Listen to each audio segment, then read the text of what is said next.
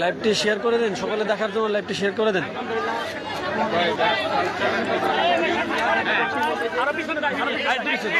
আসসালামু আলাইকুম ওয়া রাহমাতুল্লাহি ওয়া বারাকাতুহু।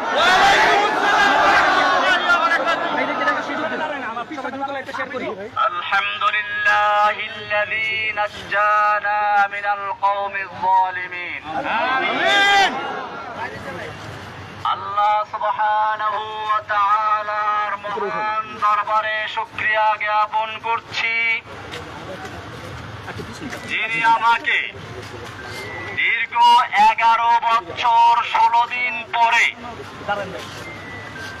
আপনাদের দোয়া এবং আল্লাহর রহমতে মুক্ত বাতাসে আসার তৌফিক এনায়েত করেছেন। এজন্য বলি আলহামদুলিল্লাহ। আপনারা জানেন, কয়েক মাস পূর্বে আমার জামিন হয়েছিল। এখন আমি ভাবছি আল্লাহ সুবহানাহু ওয়া তাআলার রহমত এবং তার যে ইচ্ছা, তিনি যে বান্দাদেরকে ভালোবাসেন তাদের কল্যাণের জন্য সবকিছু করেন।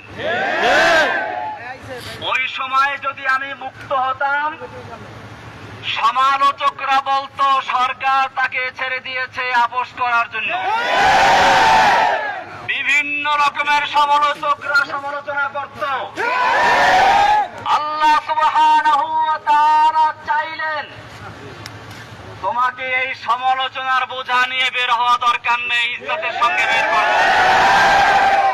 আল্লাহ সুবহানাহু ওয়া তাআলা সেজন্য ওই জালেম শাহীকে দেশ থেকে ত্যাগ করে দেশ থেকে বের করে দিয়ে আমাদেরকে আল্লাহ রাব্বুল আলামিন ইজ্জতের সঙ্গে বের করেছেন। ভাইয়েরা আমার, আপনারা জানেন ফিরআউন তার জাতিকে বিভিন্ন দলে বিভক্ত করেছিল।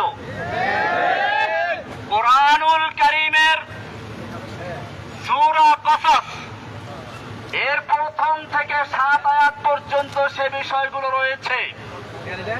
আল্লাহ সুবহানাহু ওয়া তাআলা বলেন, ইন্না ফিরআউনা আলা ফিল আরদ, ফিরআউন মিশর ভূখণ্ডে সর্বে সর্বা এবং ধরাকে সরা জ্ঞান করে সবার উপরে সে স্থান করে নিয়েছিল।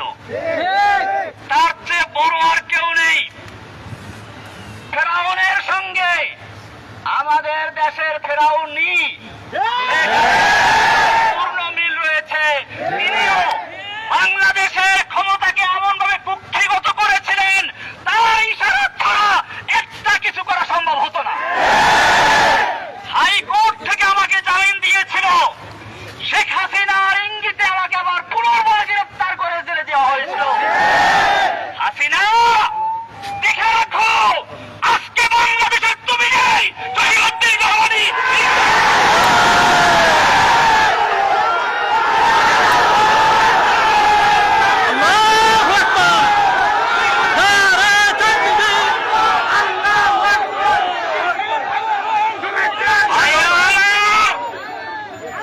শুধু এখানেই শেষ নয়, আল্লাহ রাব্বুল আলামিন বলেন ফিরআউন তার জাতিকে বিভিন্ন দলে বিভক্ত করেছিল। ইস্তাদঈফু তাইফাতাম মিনহুম, তাদের থেকে একটা দলকে সে দুর্বল করে রেখেছিল। ফিরআউন তার দেশের মানুষকে বিভিন্ন দলে বিভক্ত করেছিল। বাংলাদেশের ফিরআউনিও এদেশের মানুষকে স্বাধীনতার পক্ষে বিপক্ষে, স্বাধীনতার চেতনার পক্ষে বিপক্ষে, মুক্তিযুদ্ধের পক্ষে বিপক্ষে, রাজাকার ইত্যাদি বলে এই দেশের জনগণকে বিভক্ত করে রাজত্ব করার চেষ্টা করেছিল। আল্লাহ রাব্বুল আলামিন তার সমস্ত চক্রান্তকে মাকড়সার জালের মতো ছিন্ন করে দিয়ে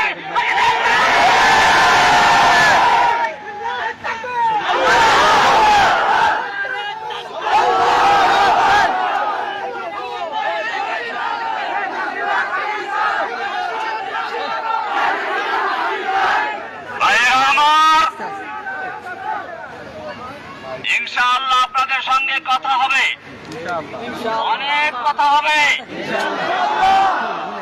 আজকের এই স্বল্প পরিসরে একটা কথা বলতে চাই। আমি দীর্ঘদিন জেল থেকে বুঝেছি, ইসলামের দুশমনরা দেখে না কে কোন দল করে, তারা সকলেই দেখে কে মুসলমানকে ইসলামের জন্য কথা বলে। এখন আমাদের প্রয়োজন, সবচেয়ে বেশি প্রয়োজন ঐক্যবদ্ধ হওয়া। সেজন্য আপনাদেরকে বলবো, মিশনের দিকে আমাদের যাদের সঙ্গে বিভিন্ন রকমের তিক্ততা ছিল, যারা আমাদের সমালোচনা করেছে, আমরা তাদের সমালোচনার জবাব দেব কাজের মাধ্যমে ইনশাআল্লাহ।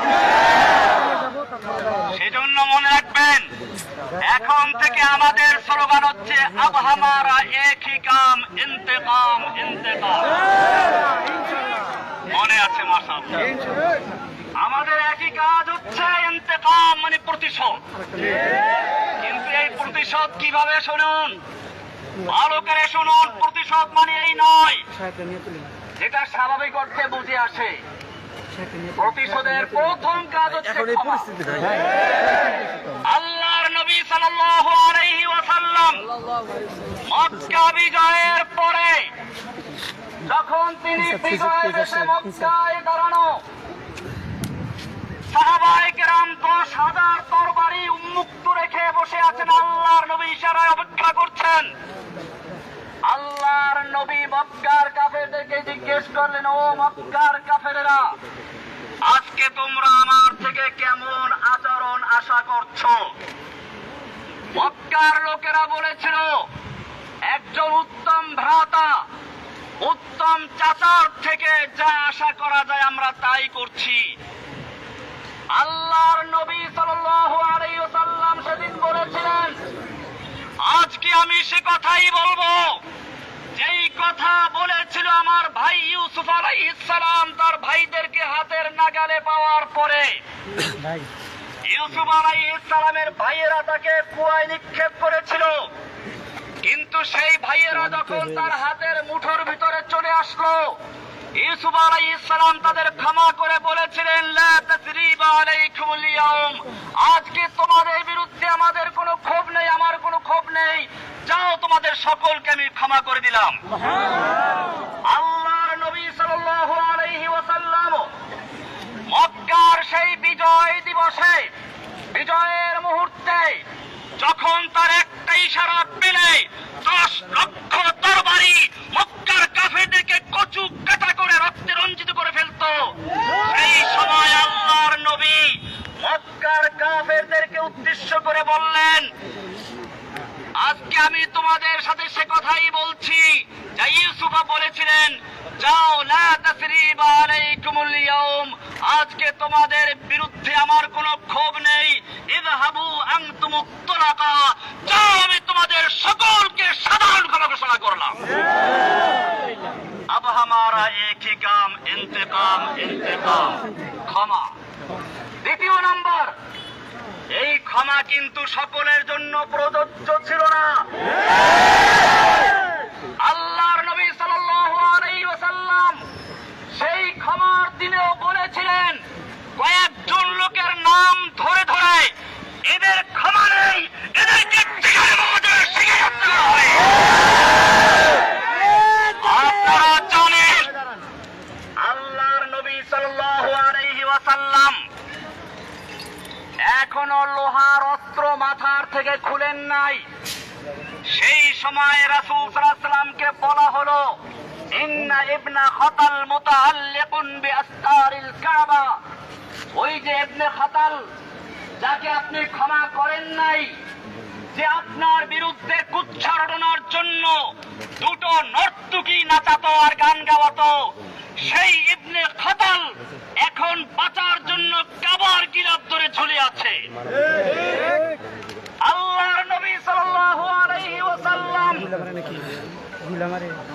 সেই সাহাবীকে বললেন, ফাকতুলহু, এই কাবার গিলাফ ধরে ঝুলে নয়, যদি হাজরা আসওয়াদের চুমু দেওয়া অবস্থা থাকে তাকে ওখানে হত্যা করে দাও। ওয়াহাশীকেও ক্ষমা করা হয় নাই। বোঝা গেল আল্লাহর নবী সাল্লাল্লাহু আলাইহি ওয়াসাল্লাম দয়ার যাকে বলা হয়েছে রাহমাতুল লিল আলামিন, গোটা জগৎ সমূহের রহমত, তিনিও এই আম ক্ষমার দিনে, সাধারণ ক্ষমার দিনেও বিশেষ কিছু লোকদের ক্ষমা করেন নাই। আজকে আমি বলতে চাই, এই দীর্ঘ 1.5 যুগ পর্যন্ত হাসিনা সরকার নির্যাতনে, নিপীড়নে যারা শহীদ হয়েছে, নির্যাতিত হয়েছে, আহত হয়েছে, পঙ্গু হয়েছে, হাত নেই, পা নেই, কারো চক্ষু নেই, এই রকম যারা ক্ষতি করেছে তাদের জন্য কোনো ক্ষমা নাই। अब हमारा इंतकाम एक ही काम, इंतकाम, इंतकाम। সুতরাং যা হাসিনার নির্দেশে এদেশের মানুষের উপরে হত্যাযজ্ঞ চালিয়েছিল, রক্তের হোলি খেলা চালিয়েছিল, সেই সমস্ত ছাত্রলীগ, যুবলীগ, যে কোনো লীগ হোক না কেন, তাদের জন্য কোনো ক্ষমা নেই। দ্বিতীয় কর্মসূচি, দ্বিতীয় কাজ হচ্ছে আমাদের এখন দাওয়াতি কাজ করা, ব্যাপকভাবে দাওয়াতি কাজ করা, ব্যাপকভাবে দাওয়াতি কাজ করা, তাওহীদের দাওয়াত। জেনে রাখবেন, কবি ইকবাল বলেছেন, সব গরিতা হো কি আখির নগমায়ে গরওয়ায়ে খুরশিদ সে, এই যেমন মাবুর হোগা নগমায়ে তাওহীদ সে। তাওহীদের দাওয়াত আমরা যদি থাকবো, ইনশাআল্লাহ দাওয়াতের মাধ্যমে আমরা সকল অন্ধকারকে দূর করে আলোর মশাল জ্বালিয়ে বাংলার জমিনে আল্লাহর নবীর মিশন বাস্তবায়ন করব।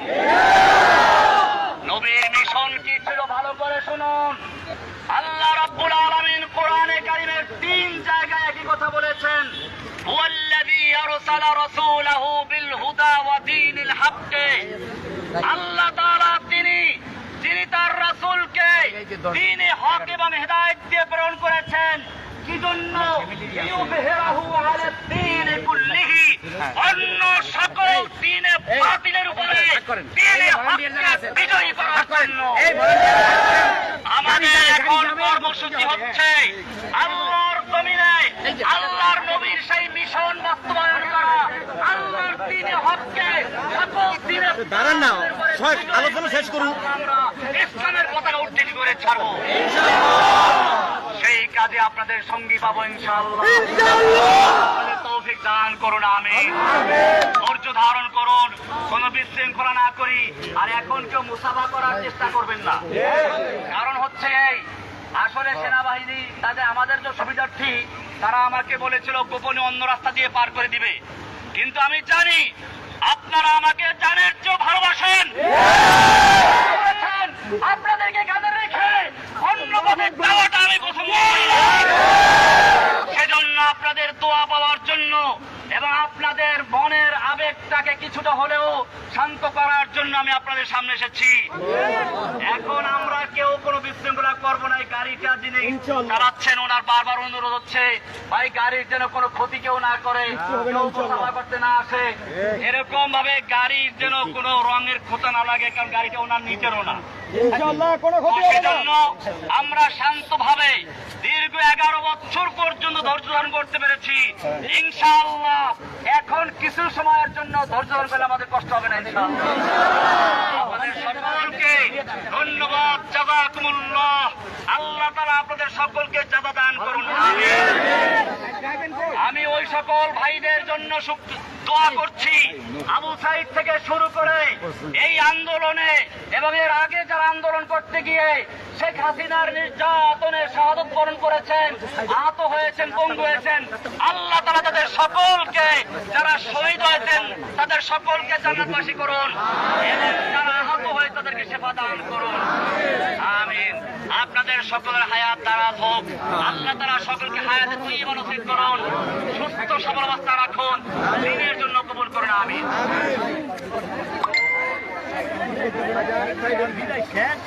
বিদায় হয়ে গেছে, রাস্তাটা আমাদের ক্লিয়ার করে দেন।